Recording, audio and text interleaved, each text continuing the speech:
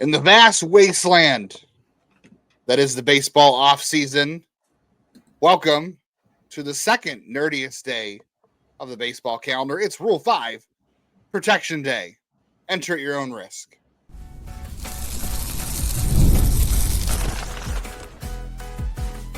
You are Locked On Guardians, your daily podcast on the Cleveland Guardians. Part of the Locked On Podcast Network, your team every day. Hello, everyone, and welcome to the show today.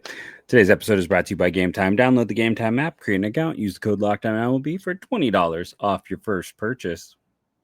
Oh, it's going to be a nerdy episode of Locked On Guardians. For all those that follow, it's Rule 5 Protection Day in Major League Baseball. That's the deadline every Major League Baseball team has to follow to protect their players from the Rule 5 draft that happens at the end of the winter meetings.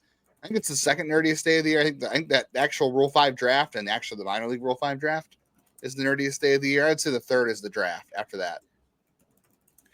Yeah, it's definitely up there. I would also argue draft lottery is kind of a super nerd day. It's getting up there too, which is also in winter meetings. Yeah, that's like fourth. I think the actual draft might be third, and then the Rule 5 draft is the most nerdiest. This is the second one. But this is your show. If you're into that kind of stuff or you want to be informed, we're going to be breaking down who's eligible for the Guardians, who they're going to protect, who we think they're going to protect, who's left out. And we're going to talk about some players on other rosters, too, that the Guardians could pick up. Because as Jeff's noted, the Guardians love to make trades on Rule 5 Protection Day. So we've identified some guys or some positions that Cleveland might target today as well. The deadline, by the way, today at 6 p.m. Eastern. So keep an eye on that, and we'll have all the decisions covered on tomorrow's episode. But today we're getting you prepared for who they're protecting, who they're not protecting, and who they might pick up. 100%. And hopefully, and thank you for picking up the show today to listen, watch, however you're doing it. Make sure to comment and like the video. I'm just going to be honest, the offseason is rough for us in terms of the overall engagement we get back. So one of those easy things you can do to help us out is it's completely free to comment and like the video. I am Jeff Ellis, one of your two co-hosts here. One of the first people Locked On for some reason decided to reach out to when they decided they wanted to go with the baseball podcasts. Before that, I was nationally recognized at Scott 24/7, focused on prospects in the draft. So, of course, I love a prospect topic. Yeah, I'm Justin Ladd. I've been covering Guardians prospects since 2007. I don't think I got into the Rule 5 draft right away in 2007. I was just getting into prospects. I used to do a yearly piece on it. Yeah, I have now too. I'm trying to think how far back that goes. I remember the days of Mike McDade and Chris McGinnis, and that was 2010, 2011, I think. Let me see if I can. I used to do every single year. I do a percentage breakdown of the levels of where players got selected from, the positions they got selected from, 5-year trends, 10-year trends, and then the Guardians. That was my yearly piece at IBI for about a decade, starting in 2008 or so. Well, I was the editor-in-chief of IBI at one time when Jeff and I did overlap there for a little bit, when Jeff did draft stuff there. And I'm also now next year in Cleveland on Substack. You can subscribe to that for free. And you can catch me over at the News Herald, the Morning Journal. I've got Rule 5 stuff up. And I'll have a Rule 5 piece up tomorrow on the Substack as well if you want to read that. Without much further ado, Jeff, let's just talk about who's eligible. So the deadline, and this is real quickly, the rules here are anybody 18 or younger as of 2020 or 19 or older as of 2021. So essentially this is 2021 college players and 2020 high school players and 2020 international signing classes too. Also is eligible here. So essentially this would have been, they're already on the 40-man roster, but this would have been Tanner Bybee and Gavin Williams would have been part of this class. We're talking, Aaron Davenport, who was part of this class, Trenton Denholm, Tommy Mace, Franco Aleman, who we'll talk about, Ryan Webb, who we're going to talk about, Doug Nikhazy, we're going to talk about. So anybody from that draft class in 2021 that was pretty much all pitchers except for Jake Fox and Connor Cox, who's now gone. And then 2020 was the 5-round draft, and that high schoolers just Petey Halpin and Milan Tolentino. The college guys have already been eligible from there. So at least Cleveland's already got 2 guys from this class on the 40-man roster contributing. That's a good thing. Those 2 guys beat the clock, which you don't always see, but that's a good thing. You got, and Will Dion's part of this group too. I'm not sure we're going to talk about him very much, but you got 2 guys in the roster already who beat the clock here. That's a year ago. I thought we would start. What's that? I said a year ago. I thought we'd be talking Will Dion now. Yeah, I did as well, but I think it's a good start that you had. At least you have 2 guys that are. No, I agreed. I mean, Gavin Williams, who the heck knows, but at least you have 2 guys that are you're expecting to be major contributors to your team next year, and they've both already got 2 years of experience under their belt. So I think that's a nice start for this draft class. Anybody else you want to mention eligibility wise that I skipped over? I mentioned Denholm. I mentioned Tolentino. Did you mention Halpin with Tolentino? Yeah, Petey Halpin's not part of that group. International wise, I mean, Wilfredo Antunez is an outfielder. He was eligible a year ago. Antunez and Frias were kind of like the big guys last year who were left off. Yeah, Diane Frias, who we thought had a chance to get picked last year, but did not. And then there's all other guys here like Reed Johnston and Rodney Boone and Tanner Burns was a year ago. Yeah, I remember a year ago when everyone was like Tanner Burns is going to get taken and he's going to be the top pick. We had people telling us that. And that was who people were telling me he was going to be the first guy selected in the draft. And I was like, yeah, no, that's not going to happen. And it didn't. It's a weird. I had forgotten. Here's some other guys in this class I had forgotten about. This just tells you how many guys were in this class. I had forgotten about Tyler Thornton, who I actually really liked as a reliever. He's part of this group. He was a 17th rounder in 2021. Jack Leftwich, who I was convinced Jack Leftwich I thought he was going to be one of the first guys. Like 2 years ago is the problem, though. What's that? To peak 2 years ago was the problem.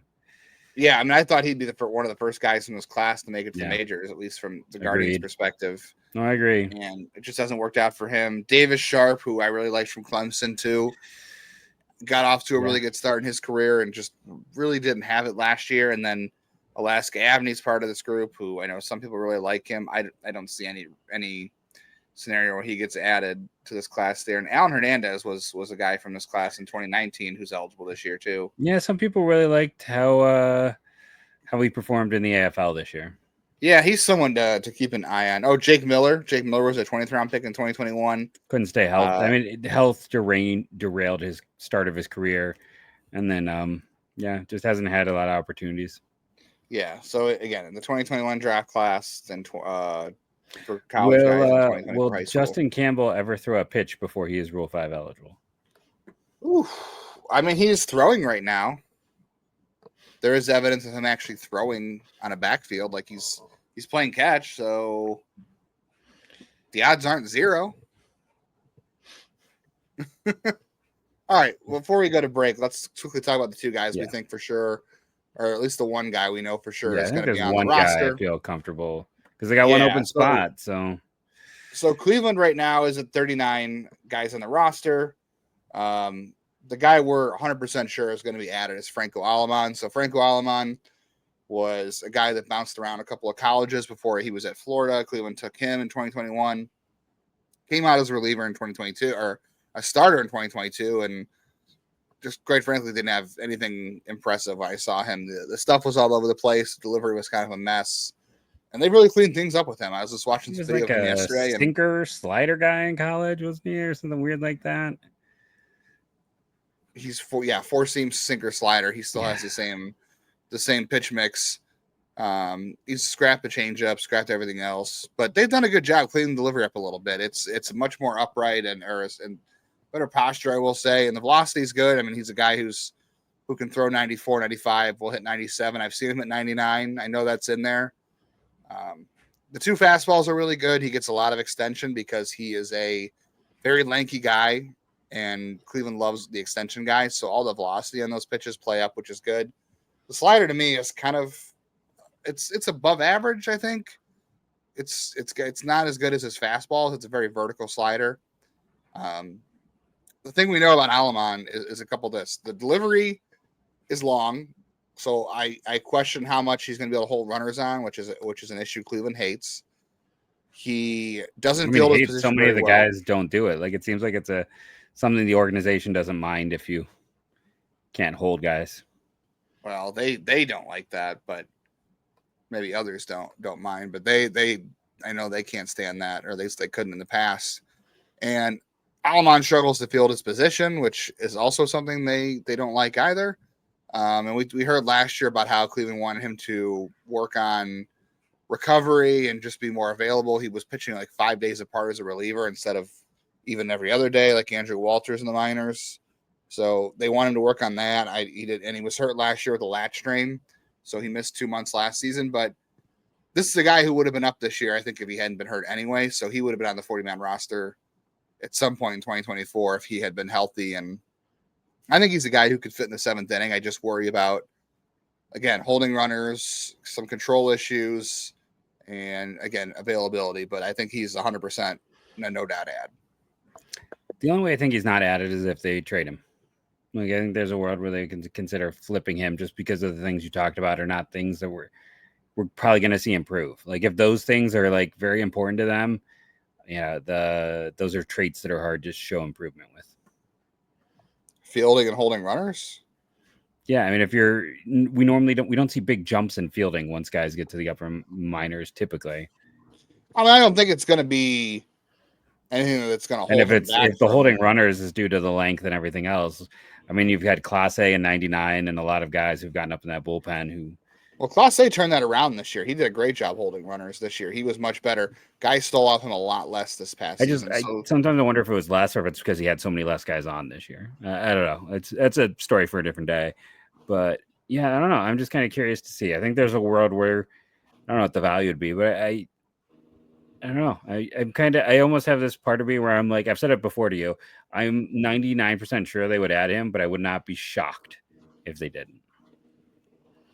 Yeah, I'd have to look around and see who's looking and what they could get for him for sure. But I don't think there's enough value for them to trade him. I just don't think that there's any reason to do it right now because I don't think he just has enough value. I think you're going to have more luck with him if he gets to the major leagues this year and helps out. And I mean, and if he doesn't get there or he gets hurt or something else, then the value creator is obvious, and that's the risk you take with any pitcher. But I think he doesn't have enough value worth trading at this point. So I think they're going to add him and they're not going to trade him. So that's the one guy we know for sure that they're, at least going to do something with today.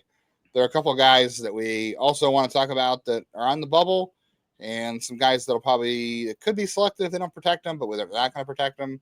And then we'll get into some players that Cleveland could target in trades to take advantage of other teams who cannot add certain players to the 40-man roster. So stick with us for more Rule 5 nerdery on today's Locked On Guardians.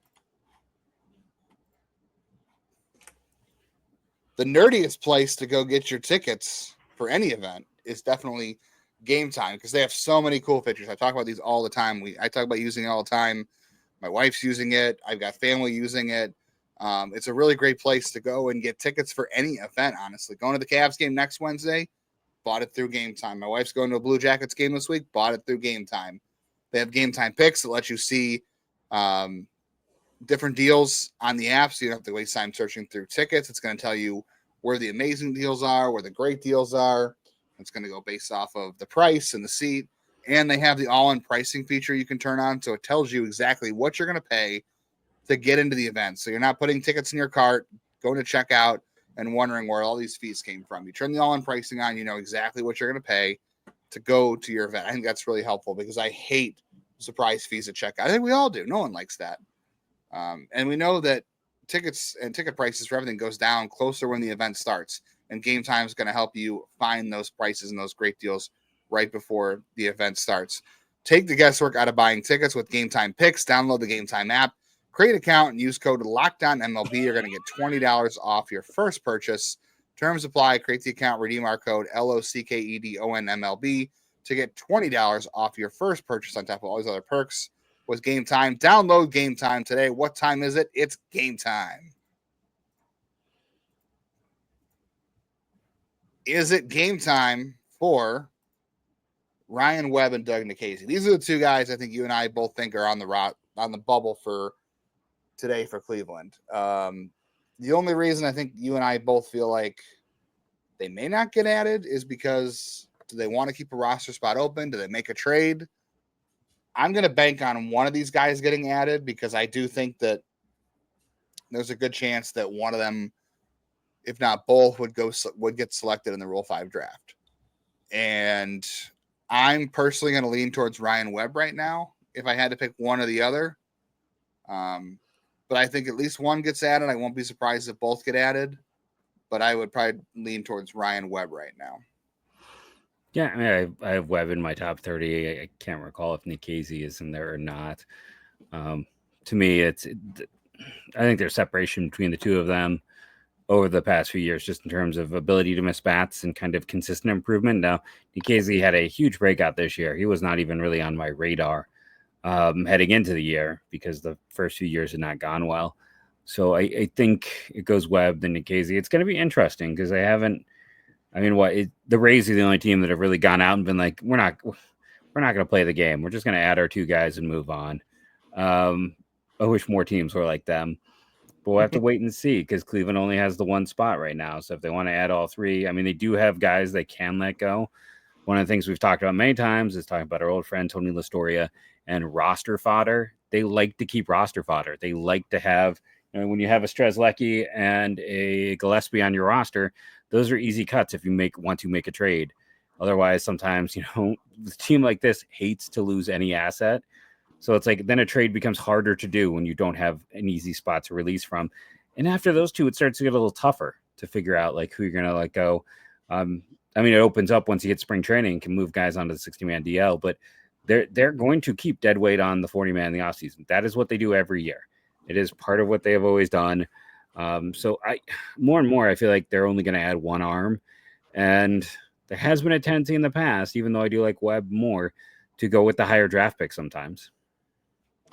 Yeah, Nikhazy was the second rounder. Nikhazy did have the better year in theory. Mm-hmm. He got to AAA sooner, and he made some changes to his delivery, and that really helped him improve his control, but the control is still kind of an issue there, and he lost his signature pitch because of it, and he had to rely on some other stuff.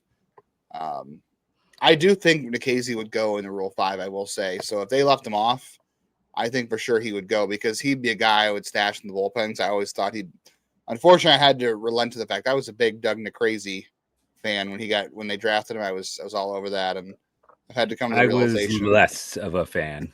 I know.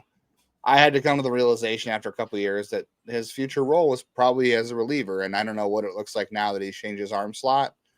But I think a team could really grab him and put him in the bullpen. Ryan Webb, I think we get picked too. I mean, he's got above average changeup. He's got an above average curveball. The fastball is a little bit light. There's durability concerns. He's had Tommy John already. He's not really a big guy. So I think there's some concerns there about how he'd hold up as a starter anyway. But again, he's got enough pitches and he's been around enough. I think that he would be a guy teams would try out as a starter for free if you get him in the Rule 5 draft. There's no harm in taking him if you're a bad team. The White Sox, the Marlins, there's a couple teams out there that I think would love to just throw him in the rotation or the bullpen and just see what happens with him.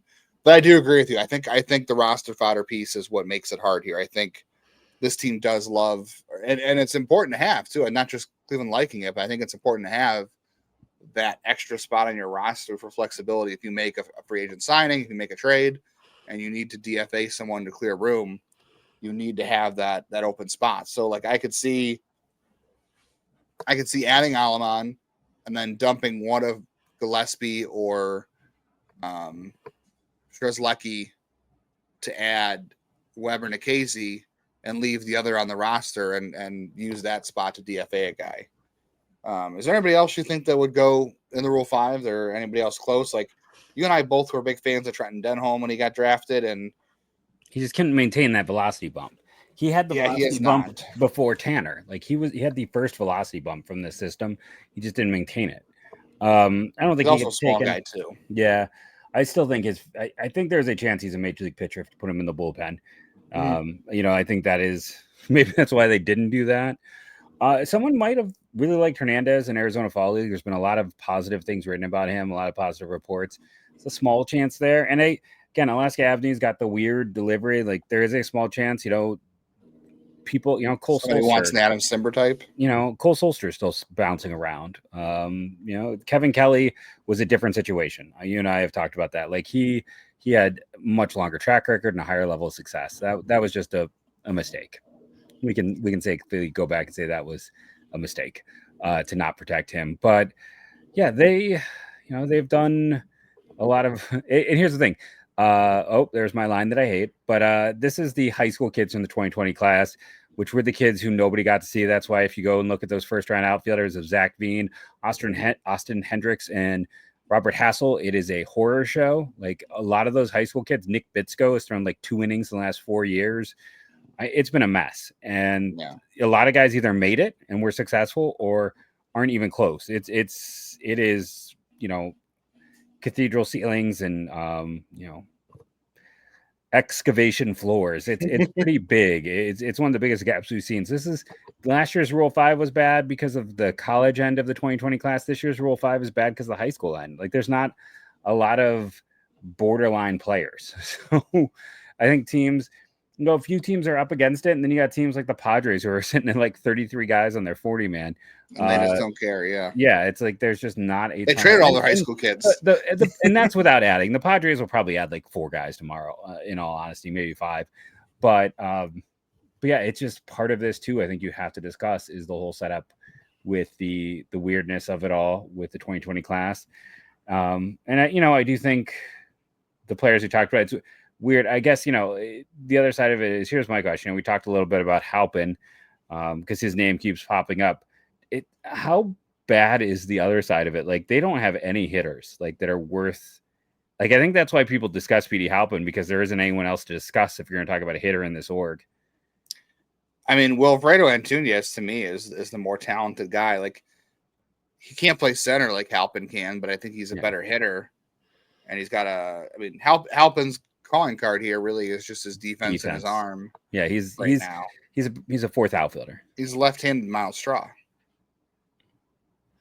Yeah. That's where he is right now. There's nobody. I'm just it's just interesting that they don't even have anyone where we're like, like there just isn't anything. Yeah, there's Jose Devers who it didn't work out for him this year in Lake County. Christian Cairo, Micah Parise, who just never worked out for either. Like Lourdes Valdez, it's like there's just not a single hitter they have I can look at. Swung and missed so hard on prep hitters. Like we're making fun of the other day some of their international stuff, but like prep hitters have been pretty awful over the last half a decade for them. Yeah, I mean, who's their best prep hitter? Tyler Freeman? Maybe Nolan Jones. I mean, Nolan Jones had the most successful season of any prep hitter they've had, and that wasn't with them. But I mean, he was a complete product when they shipped him out. So, it's interesting because they've spent a lot of draft capital on prep hitters and prep pitchers, and don't have a lot to show for it. Even though if you go to Roster Resource, I know we're going to run to break here. I'll say this: they were great. And FanGraphs was great because they have all the 40-man stuff in one place, and you can look at like Cleveland has the highest percentage of homegrown talent, but it's college players is really what it is. A lot of that 40-man right now. And look, the data says draft college players though. Yeah, I mean that's what the data said when I looked at it. Yeah, so it told me, at least when it opened up and spoke to me.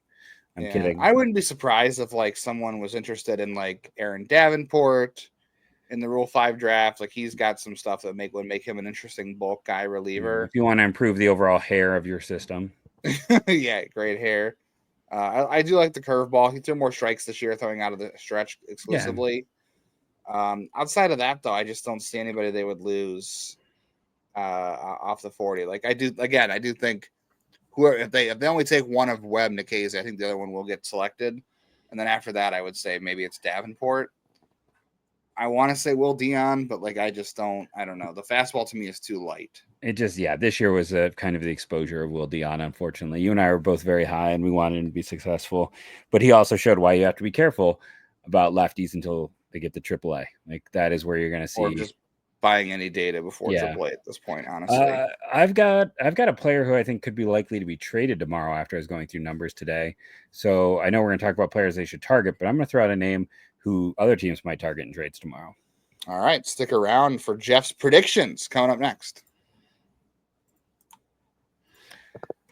Well, over at FanDuel, you cannot bet on if the Cavs will go 82-0. I know that has been our big joke of late. Right now, you can bet on pretty much anything else. So get ready to tackle the NFL action with FanDuel, America's #1 sportsbook. Because right now, new customers, if you bet $5 and you win, you get $150 in bonus bets.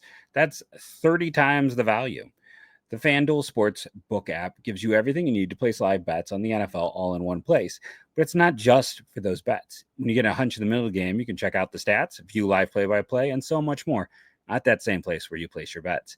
Just visit FanDuel.com to join today, and you'll get started with $150 in bonus bets if you win your first $5 bet. That's FanDuel.com. Never waste a hunch. Make every moment more with FanDuel, an official sportsbook partner of the NFL. I think you should be able to bet on who is going to be traded on Rule 5 deadline day. That's my take. I think they should acquire this 30-year-old lefty in the Cubs system who had one of the best strikeout rates and FIPS. Thomas Pannone. I'm kidding. Oh, still hanging around. Good for Thomas Pannone. Yeah, he pitched for the Yankees and the Cubs. Here's a guy I think will be traded. So when I was looking at AAA stats today, one of the things that stood out is the Guardians had the second highest WRC plus at a hitter, who had the second best WRC plus of any player in AAA. And that player is Jonathan Rodriguez. And he has not gotten any run, and he's still only 24. And I think he's still got an option left next year. But they don't seem to have much of an interest. But I feel like if you're a team like the Marlins who have nothing, if you are a team that is in that rebuild, there is a point where it makes sense to call Cleveland and give Rodriguez an opportunity just due to his level of production. Maybe it's a Colorado type of deal, like where they did, a Nolan Jones who was seemingly blocked and wasn't going to get an opportunity. And when they called about Brito, they wanted Jones. I wouldn't be surprised or shocked if we see Rodriguez get moved because there's just so many guys in front of him at this point. He's been a high-level producer. I'm just saying, I think there's a logical team. So that is the player that I think could be moved tomorrow the other way because I don't see a pathway for him. Move today. Yeah, today. I'm sorry. We're recording, as always, the day before, so I get thrown off. I will say that this will be Gabriel Arias's last day on the Guardians roster. I don't think Gabriel Arias survives the day on the roster. I think they could make a move there to clear a spot or add something going the other way or kicking the can down the road on a roster spot. So I could see Rodriguez, but I think Gabriel Arias is the obvious one. I don't see him surviving the day on the roster. They just don't seem committed to him at this point, and he's going to be out of options. I don't see why they would bring him to camp out of options and no spot for him. I just don't see what they're doing. Might just hold on to see if how the shortstop market shakes out. And when you see someone like Anaheim rushing to get Kevin Newman because they're afraid there's not going to be enough shortstops on the market, I could see them deciding to hold off. I think this is it for him. I think they'll move him in a deal for something today, either clear a spot or to bring something back. So I think that's it for Arias. And then, Schneemann or Freeman, we keep saying both of those guys probably don't fit in the roster long-term together. And then Rodriguez is an interesting one. That's probably the only way that goes to me. And then, Gillespie or Strzelecki are probably on the outs on this one today. Let's quickly give some people some guys to target. So I'll just tell you right now, I was looking at Tampa Bay. They already are set at 40. Cole Wilcox, right? One-time Guardian for like 30 seconds in the 2020 draft. No, he is not going to be a dude. Evan Reifert, though, is an interesting guy in their system who throws hard and strikes a lot of dudes out, but also doesn't really know where the ball is going sometimes. Reifert madness. Reefer Madness. Yeah, he's on the outs there. Not going to be added. The Padres have some interesting dudes. I expect them to add Brandon Valenzuela. My targets here, though, are this. Like, I think Cleveland's going to add a catcher. I don't know if it's going to be today or the Rule 5 draft, but Cleveland's got to add a catcher because right now the only catcher they have in AAA is Cody Huff. And we know that David Fry can't catch this year in the major leagues. So they want to try to add a third catcher. Brandon Valenzuela would be a great ad, but I don't think he's going to make it because I think the Padres will protect him. Yeah, they got tons of space. But I do think that they'll target a catcher either today or in the Rule 5 draft. So we'll see about that. The Rockies have Braxton Fulford, who was their 6th-round pick in 2021 out of Texas Tech. The Rockies are kind of up against it. They got to add Zach Veen, and they only have 2 spots. Braxton Fulford is a guy who has played some catcher. He played one game at first base, but I could see him in the upper levels there be an interesting ad.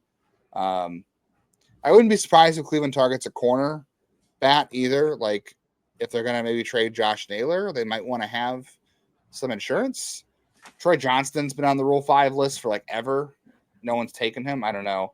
Paul McIntosh is a guy for the Marlins who's 26, but he is not on their 40, and he mashes lefties, and he plays first. He plays left. So maybe that he catches. So that's maybe an interesting way to go. Trying to think who else I had pulled up here. The Cubs, Christian Franklin, if he doesn't get added, he's an outfielder that could be of interest for them. And that's about all I got for right now. I think it's catcher or a corner bat. You and I disagree. Just because I think they're gonna go the minor league section, the Rule 5 for depth catcher, and then I think they're I think if they add someone tomorrow, it's gonna be pitching depth, and that's where most of my list goes. Josh Steven of the Rangers is kind of my top target. He was really good in the AFL. And we've talked about like a guy who's excelling in the AFL. Typically that stands out more than for a pitcher than for a hitter. And, he's a player who's been steadily on the rise. They may not have a spot to add him. He's got a 4-pitch mix. He's got really good command and control. He has good extension. Like there's a lot of things in here that make him a match with Cleveland. With the Rangers under a crunch, Josh Steffen stands out for me. In particular, I think it'd be fun to talk to the Astros about Alambar Santa, because then you have Noel and Santa on the same team. But he's not really. He's a reliever who can hit 100. Who's about 5'10". Denzel Clark, for everyone who is a fan of adding more Naylor bloodline, is their cousin, who also looked good in the AFL. Oakland probably adds him. He's got a ton of swing and miss to his game. Center fielder, huge athlete, even better. Like I want to say like mom or dad. I think mom was the Olympic sprinter and dad was like he's got it coming just oozing out of his ears in terms of athleticism. Probably gets added in Oakland, but is a fun name to talk about. Got to bring up Ryan Burgett, who was a top 20 prospect for the Padres, a Glen Oak High School kid, went to West Virginia. They paid double his slot. Good stuff. Might be more of a reliever. And I know, Justin, I liked how Omar Cruz performed, but I know Justin is not as high on him. I just think he's a lefty who's got some starter trait. It's all kind of like 45s and 50s. He's a depth arm across the board. And then the other guy I kind of like is Taylor Dollard. Seattle is at 40 out of 40 on their 40-man. Dollard missed all of last year due to injury, did not pitch a ton in 23, but was a guy who's like steadily on the rise before his injuries. Should be ready to pitch this year, especially if they can't add him and you can add him and kind of pocket him. I think he has a chance to pitch this year for Cleveland as a starter. Was a player before he got hurt who was really turning a lot of heads, raising his raising the view on him. He's been coached well how to pitch coming up in that Seattle system. And again, they're up against it. So, and he's been hurt. So, I mean, maybe that's it. Maybe it's, Gabby for Dollard. That doesn't open a spot for you, but I would do that one just in terms of giving you another pitching arm. And like I said, I think Dollard and Steffen are really my guys. I mentioned Matt Koperniak to Justin, and then he was able to get a hold of the Savant data. And it's like, even though that guy has produced at every level and has been blocked by a deep Cardinals outfield, Savant data isn't great there. So I'm going to pull that one back, but he was on my initial list. So I will mention that. And then, I had Ian Seymour and Joe Rock, both were added by the Rays. But to do that, what? Not a shock. Not a shock. Yeah. I thought you said Peacock and I was confused. I'm like, we're not still doing baseball games on Peacock, are we? On Saturday, Sunday mornings? Is that we're baseball? That's why no one can find baseball. It's on Peacock at 2 a.m. But they had to cut Austin Shenton, who I've talked about a lot of times on this show, who is, a lefty that has just killed it at every single level. So it might be an interesting player to, I guess it's probably claims first, but I'm going to keep bringing up some of those guys I liked in their draft years, but Dollard, Steffen, that's where I'm kind of sitting. I'm curious to see what they do though, because I would never have guessed Juan Brito back in his draft year. So they're going to be active. Like I said, I don't want to guarantee a trade because then it won't happen, but I feel very good that a trade will happen tomorrow. Yeah, it's always an interesting day. It's never short of news. So hope you guys enjoyed the episode and are prepared for what may or may not happen today and see how wrong we are, how wrong we got things. And then we'll be back tomorrow to discuss what we got right or wrong. And then we'll talk about free agents. Jeff and I both like now that we're getting into the thick of the offseason and we know guys who are turning down qualifying offers, guys who accepted. Nothing that affects the Guardians because they wouldn't sign anyone who is attached to a qualifying offer. But Jeff and I will give some free agent takes, but who might make sense for the Guardians. We'll recap Rule 5 stuff today, and we'll get into Trade Talk Thursday later this week as always, and then we will do another position review on Friday. So please stick with us all week for more interesting stuff. We're getting to the heat of the offseason, so we finally got some news and some stuff we can really sink our teeth into after this week, hopefully. Yep. So tomorrow we'll have you covered. No matter what happens, this is the place to be. Thank you all for joining us today. Remember, rate and review, download daily, leave a comment. Tell us who your Rule 5 target is and tell us what your favorite color is. I don't know, anything. But let's get those comments back up, help mount that algorithm. Thank you for joining us, and go Guardians, go.